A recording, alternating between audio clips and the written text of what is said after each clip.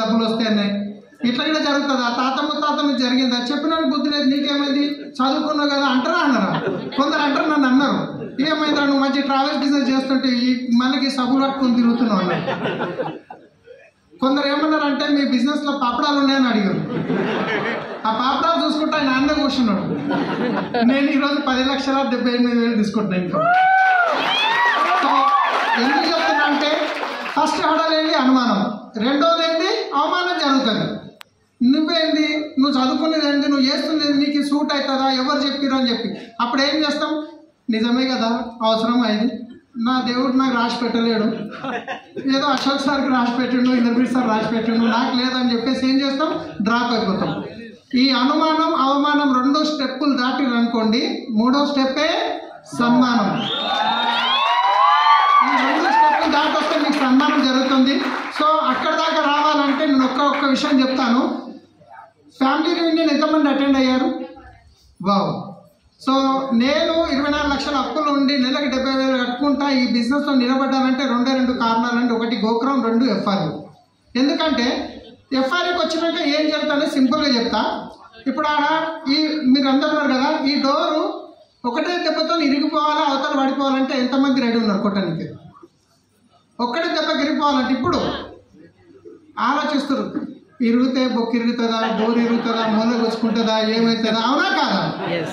మీ లోపల ఇరగొట్టే పవర్ ఉంది, కానీ ఒక అనుమానం ఉంది, ఏమవుతుందో, ఏమన్నా ఇరిగిపోతే కష్టం లేకుంటే మళ్ళీ హాలో వచ్చి ఊకుంటారా, మళ్ళీ పైసలు కట్టిస్తారు. మీరు ఒక మాట చెప్పండి, ₹1,00,00,000 మేము ముందర పెట్టినాం సూట్ కేసులో, ఒకటే దెబ్బ డోర్ ఇరిగిపోతే మీదే అంటే డోర్ ఉంటుందా? డోర్తో పాటు పక్క గోడ గిట్ట వెళ్ళిపోతుంది. పోతే తరగా చేయబోతే మళ్ళీ కొత్త చేసుకొచ్చి ₹1,00,00,000. అవునా కాదా? ఈ పవర్ మీ లోపల ఉంది, కానీ ఎప్పుడు బయటకు వచ్చింది? అక్కడ కనిపించినప్పుడు. అవునా కాదా? ఎఫ్ఆర్యూ పోకల ముందు ఎట్లుంటుందంటే, సో ఎవరైతే నేను కూడా బిజినెస్ స్టార్ట్ చేసినప్పుడు ఏమైనా చాలా మంది నో చెప్పేవాళ్ళు అనమాట. ఎవరు చెప్పినా నో ఎంతోమంది నో చెప్పేవాళ్ళు. చెప్పినప్పుడల్లా బాధపడేది, అయ్యో ఏమవుతుంది.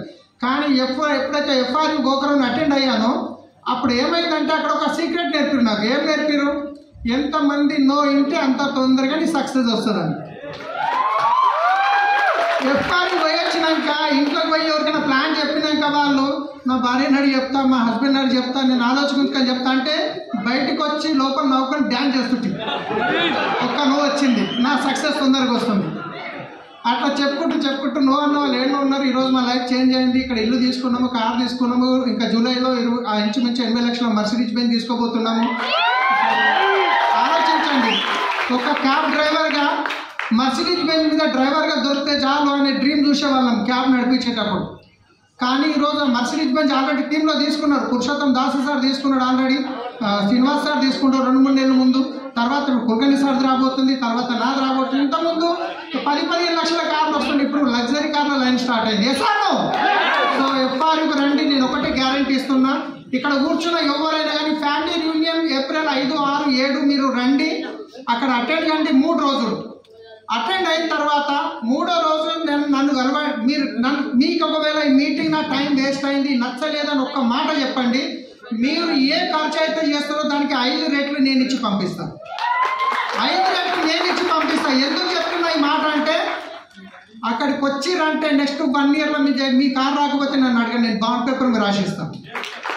వస్తే డిసైడ్ అవుతారు, ₹1,00,000 ఇన్కమ్ కార్ తీసుకుంటారు. రాకుంటే 5 టైమ్స్ డబ్బులు తీసుకొని రావచ్చు.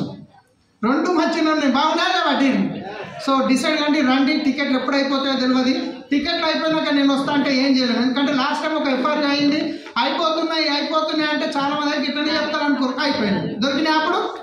దొరికినా ఇప్పుడు అదే సిచ్యువేషన్ ఉంది. ఇప్పుడు మొత్తం ఇండియాకైనా వస్తున్నారు, ఘానాకైనా వస్తున్నారు, నేపాల్కైనా వస్తున్నారు, బంగ్లాదేశ్ నుంచి వస్తున్నారు, కేరళ నుంచి, బెంగళూరు, కర్ణాటక, ఒరిస్సా, మహారాష్ట్ర, పూణే, ఢిల్లీ, బొంబాయి అన్ని చోట్ల నుంచి ట్రైన్లు, బస్సులు బుక్ చేసుకొని వస్తున్నారు.